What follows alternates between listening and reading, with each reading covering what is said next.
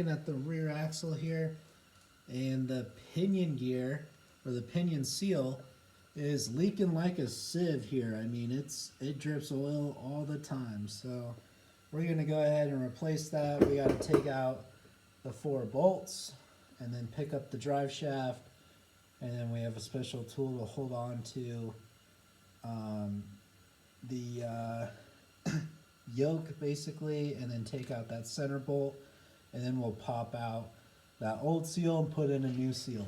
And then coming up to the front here, that's a new leak as well, and that is the front main seal in the engine. Front main is leaking really bad as well.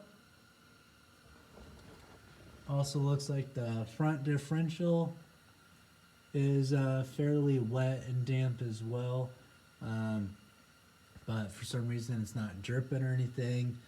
So right now we're just doing 100% essential things, so this isn't quite essential yet, but it is really close.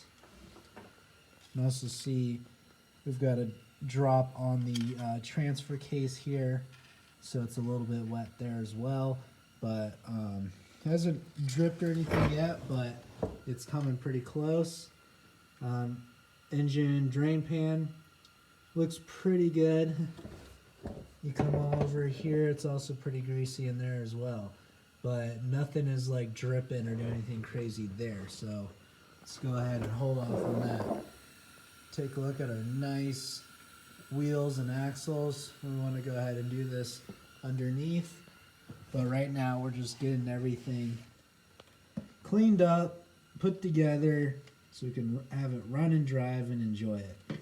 Alright, so this part comes right off the front of the differential, and this is the actual seal right here, and you can actually tell this is probably the original one. This damage is actually from me trying to pop it out, but this is a leather seal, which is crazy.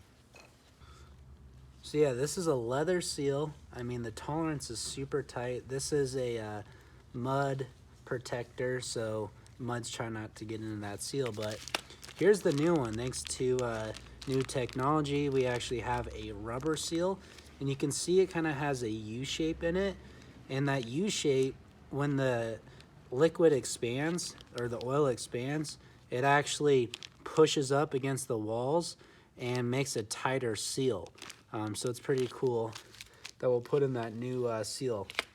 I've got this really nice 48 millimeter seal setter for it's for a front fork for a 48 millimeter shock on a dirt bike, but it fits perfectly. So let's go ahead and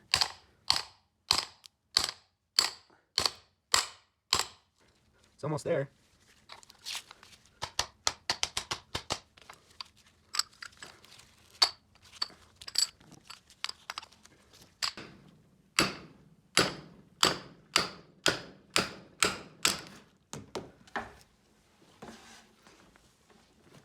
And boom, just like that, the leather seal came out. It's got a metal casing around it to hold its shape.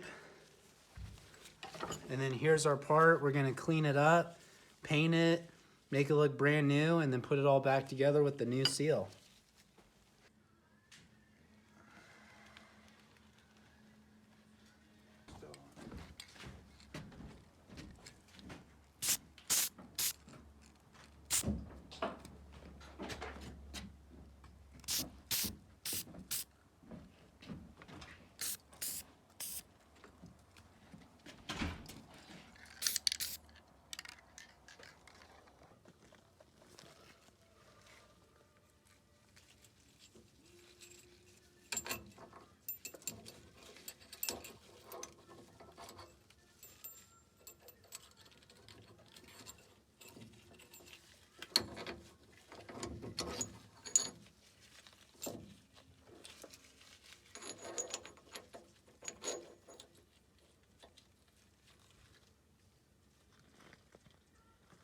With a little bit of Hollywood magic, we finished everything.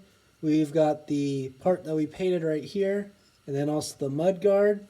And then in between the mudguard and then the part that we painted right here, the brand new seal is sitting there and working. We haven't used it yet, but it's been sitting here for about a week and has not leaked. So we're excited about that. And then we also got the basically like lock bracket kind of washer things that you hammer up against it so it doesn't spin out, which is a really cool idea and I like it a lot. And then you can also see that the bolts have a little cut in them, and that's actually so you can have a flathead in it and use a flathead to take it out, because you can't put a socket on it and then you can only use an open-ended wrench, and these bolts are pretty long, so not using a flathead would take a really long time. So thank God they made a little mark so you can use the flathead and spin it out pretty quickly. Last but not least, the fill cap is on the passenger side right here.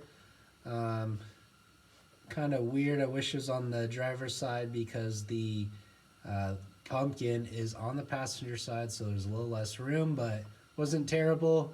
I actually could use a funnel and feed it in just gravity fed, and it was super easy.